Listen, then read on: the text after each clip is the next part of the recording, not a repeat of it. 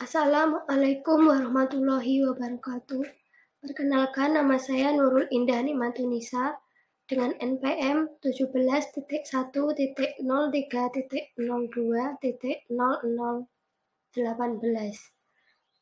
Di sini saya akan mempresentasikan karya tulis ilmiah saya dengan judul Sistem Pendukung Keputusan Rekomendasi Kenaikan Jabatan Karyawan, Studi Kasus CV Agung Mandiri. Latar belakang penelitian ini, kenaikan jabatan merupakan salah satu aspek penting bagi karyawan guna perencanaan karir.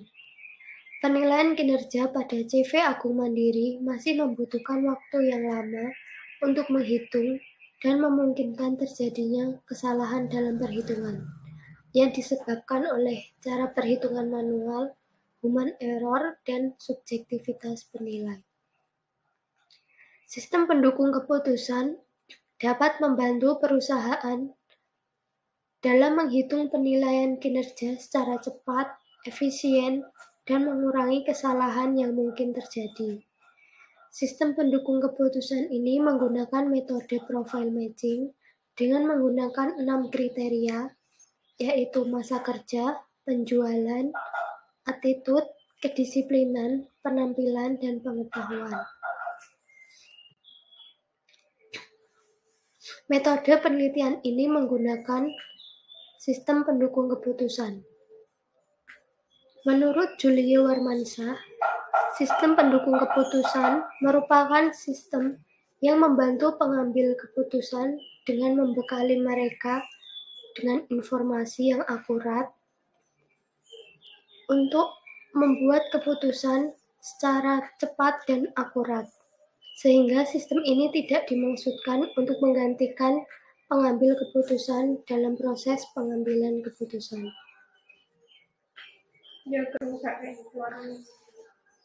Kemudian profile matching. Menurut Febri Nasari, metode profile matching merupakan suatu proses yang sangat penting dalam memanajemen sumber daya manusia, di mana terlebih dahulu ditentukan kompetensi atau kemampuan yang diperlukan oleh suatu jabatan.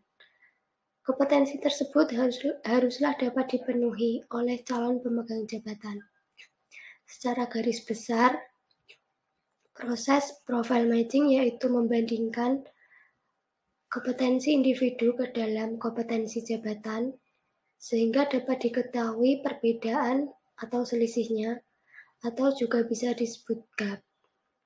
Semakin kecil gap yang dihasilkan, maka bobot nilainya akan semakin tinggi, sehingga berpeluang besar untuk menempati posisi jabatan yang direkomendasikan. Kemudian di sini ada gambar tabel bobot nilai gap, di mana jika selisih 0 memiliki nilai bobot 5, kemudian selisih 1 memiliki nilai bobot 4,5, selisih min 1 memiliki bobot nilai 4, selisih 2 memiliki bobot nilai 3,5, selisih min 2 memiliki bobot 3, selisih 3 memiliki nilai bobot 2,5, selisih min 3 memiliki bobot 2, kemudian selisih 4 memiliki bobot nilai 1,5, dan terakhir selisih min 4 memiliki bobot 1. Lalu langkah-langkah perhitungan metode profile matching. Yang pertama yaitu pemetaan gap atau perhitungan nilai gap. Dengan rumus gap sama dengan profil individu dikurangi profil jabatan. Kemudian yang kedua, profil jabatan ini merupakan nilai standar yang ditetapkan oleh perusahaan. Kemudian langkah yang kedua yaitu pembobotan. Pembobotan yaitu memberi bobot nilai sesuai dengan tabel bobot nilai gap yang telah dijelaskan tadi. Kemudian yang ketiga yaitu pengelompokan dan perhitungan core factor dan secondary factor.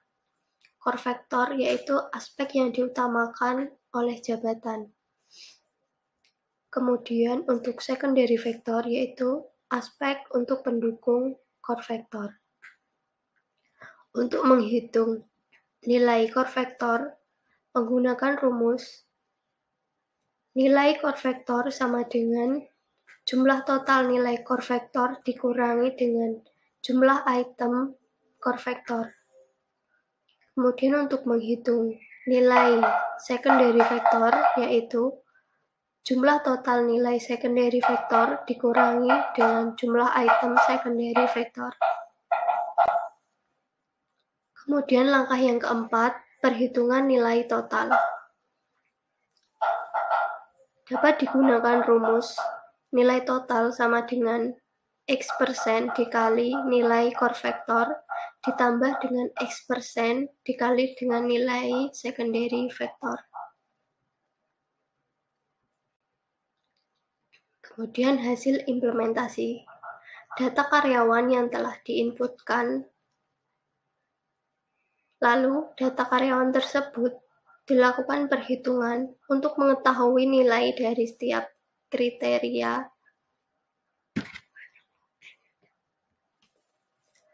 Data karyawan yang telah diinputkan antara lain yaitu kode, nama karyawan, alamat, masa kerja, penjualan, attitude, kedisiplinan, penampilan, dan pengetahuan.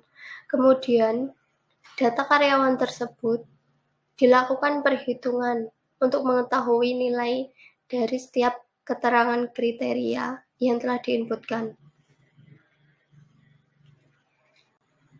Selanjutnya, perhitungan nilai gap.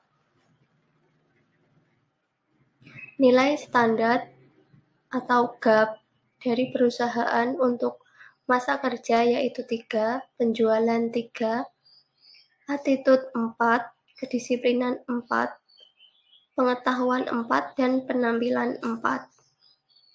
Sehingga dapat diketahui nilai gap setiap karyawan seperti berikut.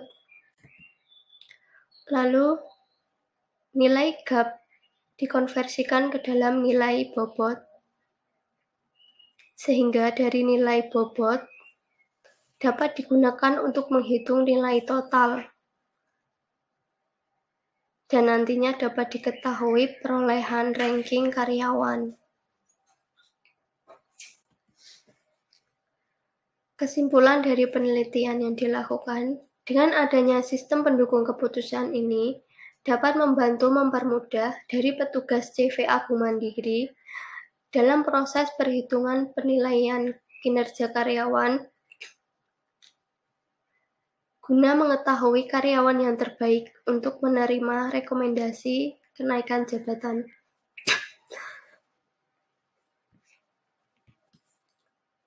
Dengan menggunakan persentase 60% untuk core vektor dan 40% untuk secondary vektor, maka karyawan dengan kode AMM012 atas nama Bramasta merupakan karyawan terbaik dengan nilai total tertinggi yaitu 4,2, sehingga menempatkannya pada posisi pertama dan berpeluang besar untuk mendapat rekomendasi kenaikan jabatan. Sekian presentasi dari saya. Apabila ada kekurangan dan kesalahan, mohon dimaafkan. Wassalamualaikum warahmatullahi wabarakatuh.